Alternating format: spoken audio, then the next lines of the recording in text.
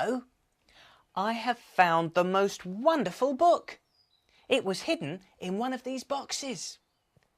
It's called an encyclopedia. It's full of all sorts of things.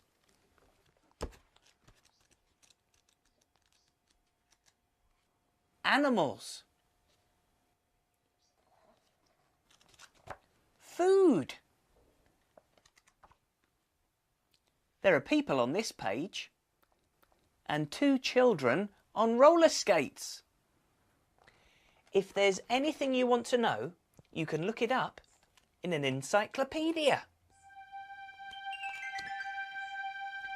Oh, listen. It's the house.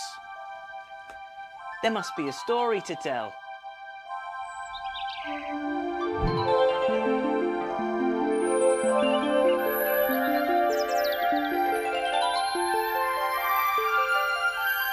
Step inside all those who love stories.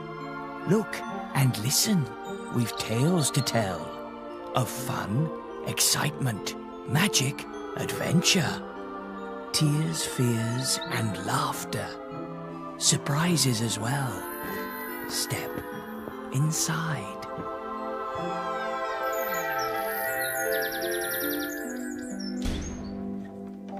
Hello? Mr. Mopple, we saw you reading your encyclopedia, Encyclopedia, Twinkle. It's a very special book. You'd like it, Twinkle, especially the pictures of different cats. Does it have anything about clocks? I'm sure it does, Chloe. There's probably a picture of a clock just like you. Oh. When Boris saw you with the encyclopedia, it reminded him of a story, didn't it, Boris? Oh, yes. Now let me see. Oh, yes. Here it is. Stand back, Mr. Mopple.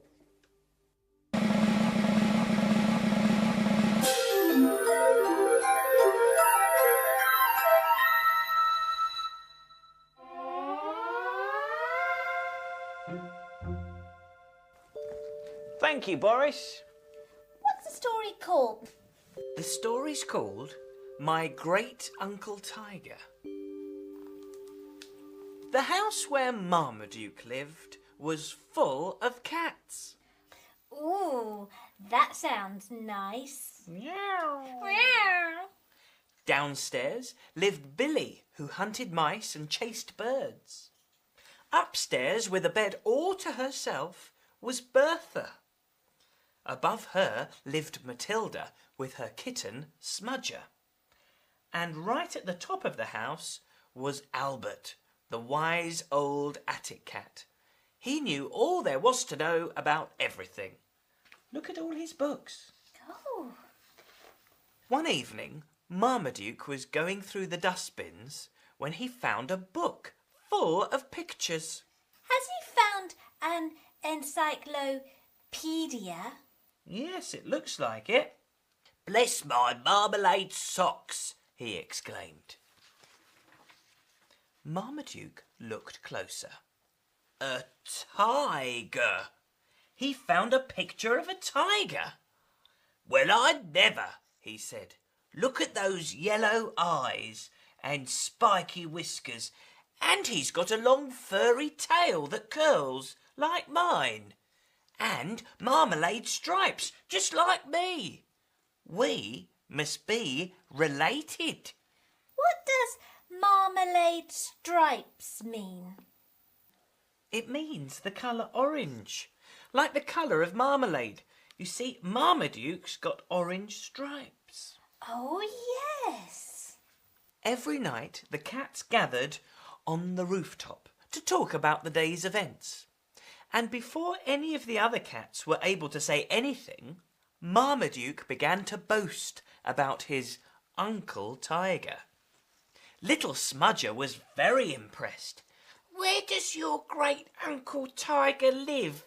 Can we meet him, please? Wise old Albert answered, Oh, there are tigers in the safari park, I've seen them from my window.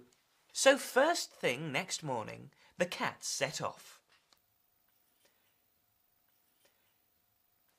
They squeezed through a hole in the green fence, and there they were, inside the park. "You go first," said Matilda to Marmaduke. "You know what he looks like." So on they went, past birds and animals of every shape and colour. At last, the cats reached the largest, most fearsome cat they had ever set their eyes on. His yellow eyes gleamed wickedly. His white whiskers twitched. His long tail swished from side to side, and his great furry body was striped in orange and black. "There he is! That's him! That's my uncle!" shouted Marmaduke. Marmaduke walked boldly towards the tiger, but as he got closer, his knees began to wobble. In real life, his fierce great uncle looked rather scary. Hello, uncle," he said. "I've brought some friends to meet." "Greetings," said the tiger. But Marmaduke did not hear his Uncle Tiger's words, and nor did the other cats. They took to their heels for dear life. Marmaduke was far ahead of his friends, running for all he was worth. And never again did he boast about his Uncle Tiger. They thought the tiger was growling at them. Yes, they did. But all he was doing was saying hello. Silly cats. Bong! Time to go, time to go. Thank you, Boris. I suppose at least now Marmaduke knows he's got an Uncle Tiger. And he found that out from the encyclopedia.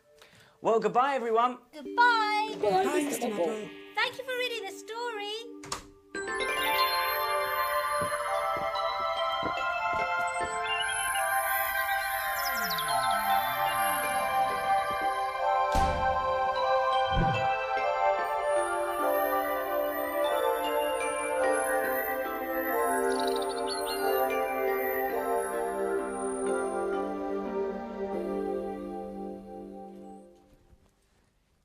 I wonder if there's a picture of a tiger in the encyclopedia.